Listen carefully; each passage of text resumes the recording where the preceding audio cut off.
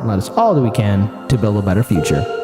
So Dr. Cornel West was recently on, of course, Corporate News, but Corporate News Network. But of course, he's speaking truth to power because let's face it, right now these are some strange times we're living in. The Democrats have no backbone, even though... Wait, you said strange times. These are normal times. Well, yeah, of course. But, the Democrats have no backbone, which was, of course, is a fact. The GOP, let's face it, the Republican establishment is what it is. And right now, Dr. Cornel West, and again, huge shout out to Case Study QB, who caught these clips, it was giving his opinion on the Supreme Court of the United States, giving the okay for GOP-led states to impose new voting restrictions. And let's be very clear on this right now.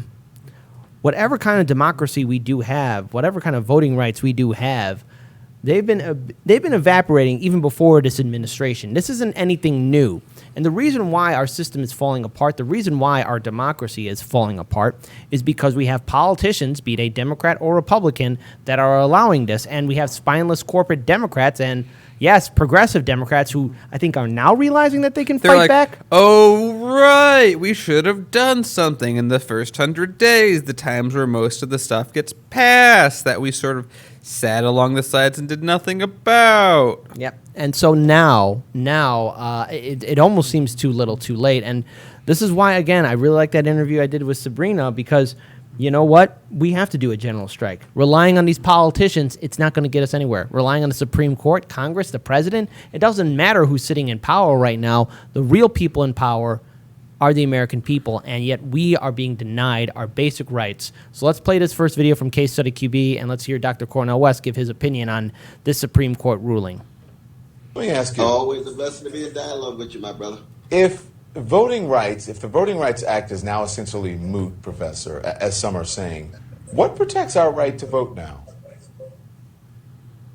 We have no significant protections. And you read that brilliant reflection of Sister Kagan when she says we now have law-free zones, that we're at a fork in the road when it comes to equal citizenship. And what that means, oh, Brother Don, you and I have always known that white supremacy has been the many-headed serpent wrapped around the legs of the table of the United States. We lost in 2013 with Shelby, 2 of the legs of the table under. Now we got a third leg that is, for the most part, no longer operative. We are reaching the point where the white supremacist Jim Crow sensibility are devouring the very energies and souls of any democratic possibility. Because if you don't have equal citizenship, you don't have equal access to vote, you don't even have a bourgeois democracy, let alone a full-scale democracy. So we're in a very, very dim moment right now. And as a result of the courts are counter-majoritarian,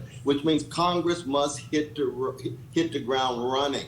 There must be federal minimal standards for voting across the board. States' rights will not do it. States' rights is nothing but another language for white supremacists, subordination of black and brown and indigenous peoples, and not allowing us to have access to equal citizenship. You know what, Professor, I have to tell you, I think the camera is to your left. If you can turn to your left a little. Hey, I know you're saying this really important thing. Oh, okay. I'm sorry for looking away, but I should have been looking away because it's so painful to talk about just how ugly this situation is. You know what I mean? Yeah, no, look, I get you. I want everybody to see that face so they can see the emotion and the feeling in your face. You have a great voice, but looking at you dead on is important. So Justice Elena Kagan seeming to suggest in her dissenting opinion today that Congress needs to act on this issue. But right now, the John Lewis and the For the People Acts are going nowhere in the Senate. Are you worried that we are seeing the chance to protect voting? Okay, let's play that second video too, because again, it's very important for us to hear what Dr. Cornel West is talking about. Let's get that other video set up and play it. Again, shout out to Case Study QB. Be sure to follow him on Twitter and check out his YouTube channel and Odyssey channel. If Congress doesn't do something. That's absolutely right, though, brother.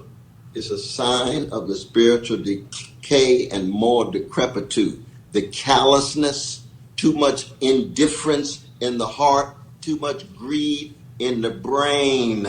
And never forget what the great Rabbi Abraham Joshua Heschel said about racism. What did he say? It's a form of Satanism. It's the devil in us, the devil in America, the devil in institutions that can't keep track of the rich humanity and creativity and potentiality of black people and brown people and indigenous people and Asians. That's what Sister Kagan was actually accenting. I think she hit the nail on the head. And it's a cry of the heart. It's a cry in the darkness. And I think, I'm not always, as you know, I'm not always in cahoots and coinciding with some of my Supreme Court judges, even when they're liberal. But she's telling the truth in what she had to say. I tell you that. Yeah. I don't know if you saw this earlier. I'm going to play it for you. This is Joe Manchin on with Chris Cuomo earlier. He's saying that he sees the way to push back. Here it is. Watch this.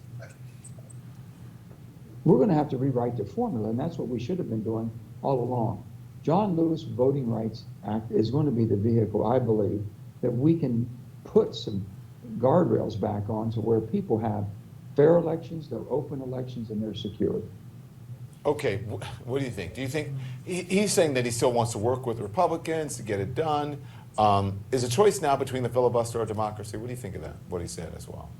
Yeah, I think Brother Joe coming out of West Virginia, some of my favorite folk I know from West Virginia. But I must say that he's going to have to get off his symbolic crack pipe too. That you're going to have to do away with the filibuster in order to get any work done. Because you got a right-wing party that's authoritarian with deep neo-fascist sensibilities that has no commitment to democratic processes, no commitment to democratic values. Hold on, it's still playing. Then at the same time, you got Democrats. Okay, let's get that third video set up because I think this line is very important, especially when it comes down to the Democrats. Again, shout out to Case Study QB. Let's play that video. Who run around talk about being bipartisan, but for the most part, they lack enough. They lack a backbone. They don't have enough fight, and then they've got conservative elements in their party who stand in the way. So we're really at an impasse, my brother, a serious impasse. And we're not even talking about the wealth inequality. We're not even talking about the militarism abroad. We're not even talking about the degrees to which citizens are losing trust in one another, losing the ability to even have a hyphen vulnerability and sense of community that leads toward the end of our democratic project, oh brother. It's very, very sad, but we must keep fighting, which means we've got to continue to tell the truth. We got to continue to fight against the callousness, the indifference, and most importantly, we've got to try to accent the common humanity that cuts across all of us, regardless of race, gender, sexual orientation, or national identity. You know, I always love our conversations. And I always learn from you, and so does our audience. Thank you, Professor. Be well. You stay strong, my brother.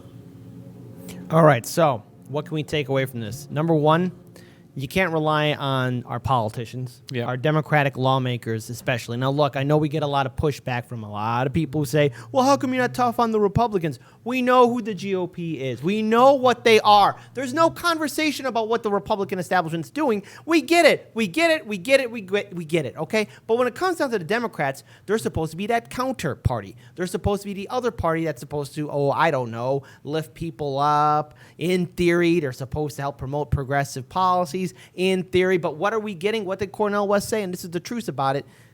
They lack a backbone. And right now, the Supreme Court ruling just gave the GOP-led states to basically impose these new voting restrictions. And who knows what this is going to look like in the future and how this will impact future elections, be they at the county level, city level, state level, federal level. It's going to be one big question mark. But the thing is, for a very long time, corporate media and our political establishment and those who are part of the ruling class have promoted to the international community that we are this bastion of liberty and freedom. But when is the last time our Senate and House really did anything for us? I mean, you know what? We can name numerous incidents here and there, but let's just make it very recent. Let's talk about the year 2020. Did our politicians help us out then? No, they didn't. And I don't want to hear crap about the stimulus checks because let's face it, even Donald Trump, as deplorable as he was, wanted, and again, this will be a question mark. Who knows if he would have followed through on it? maybe, he wanted to give us continuous $1,200 stimulus check even after March. So let's be fair. After March, there is March, April, May, June, July, August, September, October, November, December, January. 10 months, right? 10 months of that $1,200 stimulus check in theory. You want to know who stopped it? The Democrats. And Speaker of the House, Nancy. You want to know who didn't fight for forced to vote? The progressive Democrats. You want to know who didn't fight for the force for 15? Vote for 15? The Democrats. They didn't do anything. And even now, they're not doing anything. Because let's face it, Joe Manchin can do whatever he wants. Sinema can do whatever she wants. They can vote down anything they want.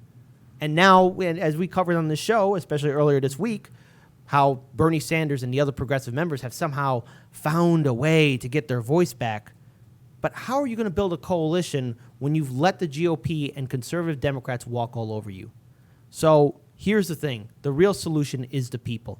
The real solution is a general strike, because we can't rely on these lawmakers. They don't care about you. Daniel. Anytime anyone tries to restrict the ability for people to vote, it's tyranny. It's saying, I am going to be the one that chooses the people that vote for me. And if you're going to do that, I mean, that's what dictators do. They say, oh, yes, I'm going to choose all my yes men to say that I should remain in power. If you live in an area that is increasingly making it harder to vote, all they're really saying is, we don't think we can win. Our ideas are old. They're pathetic. The niche we're filling is shrinking. The well of water that we are drinking from is absorbing into the ground.